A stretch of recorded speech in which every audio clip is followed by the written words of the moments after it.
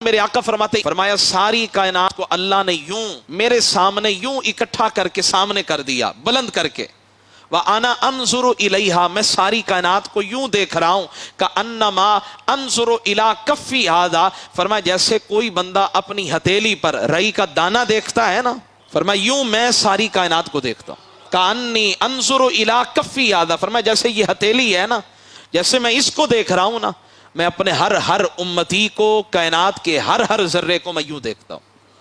اب یہ حضور کا فرمان ہے۔ اب قرآن پاک کے اندر ہے فرمایا ہم کسی کو علم غیب نہیں عطا کرتے، لیکن الا من ارتضی من رسول، لیکن جنہیں ہم چن لیں منتخب کر لیں تو فرمایا پھر ہم انہیں علم غیب عطا فرماتے ہیں۔ اور آگے سورہ تکویر کے اندر بھی آپ نے تلاوت سماعت کی، رب فرماتے ہیں وما ہوا علی الغیب بدنین وما ہوا بقول شیطان الرجیم، فرمایا میرا نبی غیب بتانے میں بخل سے کام نہیں لیتا ہے، جب غیب کا علم ہوگا تو بتائیں گے۔ اچھا قیامت کے بارے میں کس نے بتایا؟ جنت کے بارے میں کس نے بتایا؟ سرکار نے بتایا۔ اچھا رب ہے یہ کس نے بتایا؟ یہ سرکار نے بتایا۔ قبر کے اندر کیا ہوگا یہ کس نے بتایا؟ سرکار نے بتایا۔ امام مہدی آئیں گے، پھر ان کے بارے میں لوگوں کو پتہ چلے گا، بیعت کریں گے، اور پھر حضرت عیسیٰ علیہ السلام دمشق کی جامع مسجد کے مینار کے اوپر اتریں گے، زمین پہ آئیں گے، عصر کی نماز کا وقت ہوگا، یہ کس نے بتایا؟ سرکار نے بتایا۔ محرم کا مہینہ ہوگا، جمعہ کا دن ہوگا، قیامت واقع ہوگی، یہ کس نے بتایا؟ سرکار نے بتایا۔ یاجوج ماجوج ہیں، قرآن نے بھی بتایا، اور قرآن کے بعد مصطفیٰ جان رحمت نے بتایا۔ یہ سورہ کہف کیوں اتری ہے؟ میرے آقا سے سوال کیا گیا، تب جا کر میرے آقا نے بتایا۔ تو یہ ساری چیزیں مانتے ہو، جنت کو دیکھا نہیں ہے لیکن پھر بھی مانتے۔ میں نے کہا کیوں مانتے ہو؟ کہا یار سرکار نے بتایا۔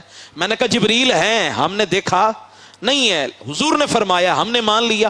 ساری چیزیں ان کی بتائی ہوئی مان لی، پھر بھی کہتے ہیں حضور کو علم غیب حاصل نہیں ہے۔ تو اب میں عقل پہ ماتم نہ کروں تو اور کیا کروں؟ میں کہتا ہوں آپ کو آپ کا عقیدہ مبارک اور مجھے میرا عقیدہ مبارک۔ میں تو اس نبی کو مانتا ہوں جو ساری کائنات کے علوم جسے عطا کیے گئے، ساری کائنات کا علم جسے عطا کیا گیا، میں تو اس نبی کا کلمہ پڑھتا ہوں، اس رسول کا کلمہ پڑھتا ہوں۔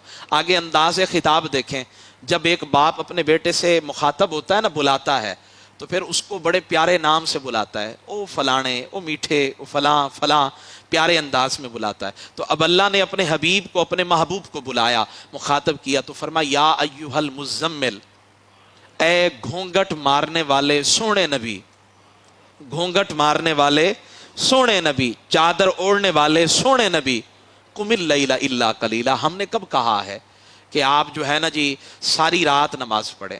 ہم نے تو نہیں فرمایا، رات کو پڑھیں لیکن الا قلیلا، رات کو کھڑے ہوں، لیکن جب آپ کے پاؤں مبارک سو جاتے ہیں نا تو تکلیف ہمیں ہوتی ہے، ہمیں یہ ناگوار گزرتا ہے کہ آپ تکلیف میں مبتلا ہوں۔ تو اے حبیب عبادت کیجئے، لیکن اتنی بھی نہیں، نصفہ آدھی رات کر لیں، اوین قص یا پھر آدھی رات کا بھی آدھا حصہ منتخب کر لیں، او زد علیہ ورتل القرآن ترتیلا، محبوب قرآن پاک بھی سونا، اور جس نے اتارا ہے وہ بھی سونا، اور جبریل 600 پروں کا مالک وہ بھی سونا، اور آپ پہ نازل ہوا تو آپ بھی خوبصورت ہیں، تو قرآن کو ٹھہر ٹھہر کر خوب صاف ستھرا کر کے قرآن کو پڑھا کریں۔